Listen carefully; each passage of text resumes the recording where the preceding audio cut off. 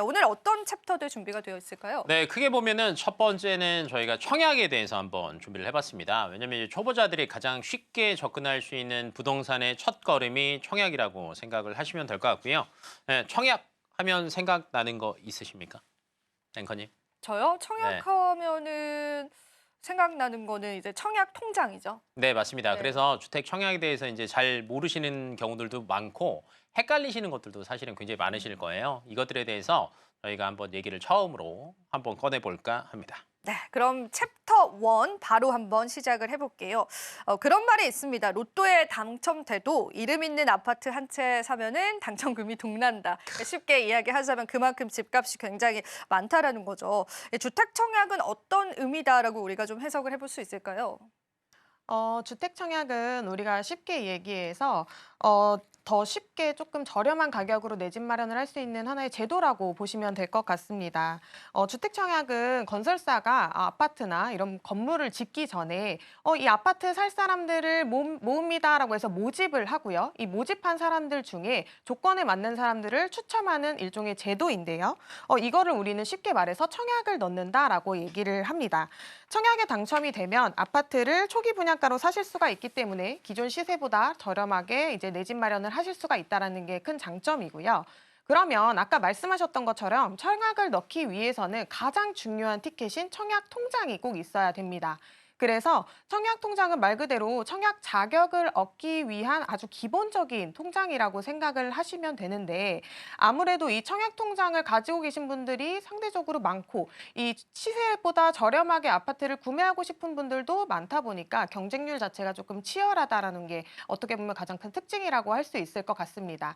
그리고 이 주택 청약 같은 경우에는 어떤 건설사가 지었느냐, 어디서 지었느냐에 따라서도 이 민영주택과 국민주택 이렇게 크게 두 가지로 나뉠 수가 있기 때문에 이 두 가지 주택마다 조금 청약을 할 수 있는 조건이 달라서 반드시 확인을 해보셔야 됩니다. 오늘 사실 저희가 청약에 관해서 정말 많은 정보가 있지만요. 이게 분류하기도 어렵고 이걸 어떻게 활용해야 될지 어려워하시는 분들 많은데 그런 부분에서도 도움을 많이 받을 수 있을 것 같습니다. 제가 여기서 또 질문 드리고 싶은 네. 건요. 만약에 아이가 있으신 분들께서는 태어나자마자 청약 통장을 만들어주는 게 좋을까요? 이거 우리 한 세네 번 전에 한번 했던 것 같은데 딱 숫자 2개 기억하라고 했는데 기억 안 나십니까? 기억납니다.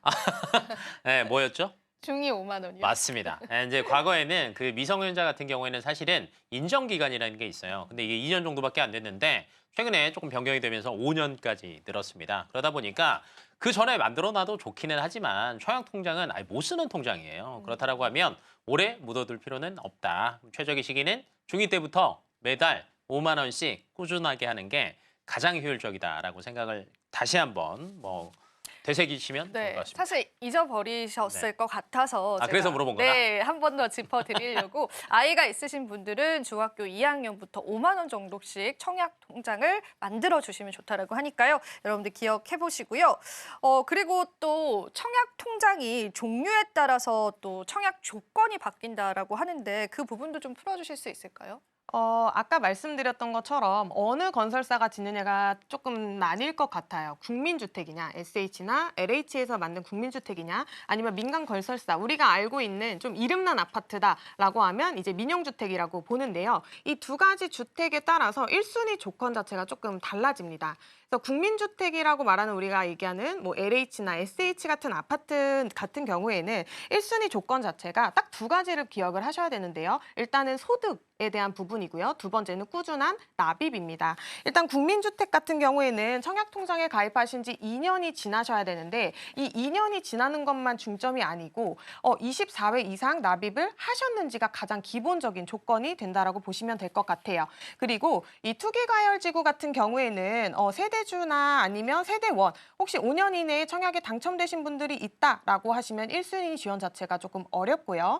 국민주택은 민영주택에 비해서 저렴한 게 특징이 특징이기 때문에 소득 조건도 조금 까다로울 수 있고 전용 면적 자체가 85제곱미터 이하로만 제한이 된다라는 점도 특징이라고 보실 수 있습니다. 그러면 우리가 사실 가장 관심 있는 게 국민주택보다는 저는 민영주택이라고 생각을 하거든요. 이름 있는 아파트에 대한 부분이 관심이 많으시다 보니까 이 부분에 대해서도 조금 확인을 해드리면 아무래도 국민주택에 비해서는 민영주택이 1순위 조건 자체는 조금 덜 까다롭다라고 보시면 될 것 같아요.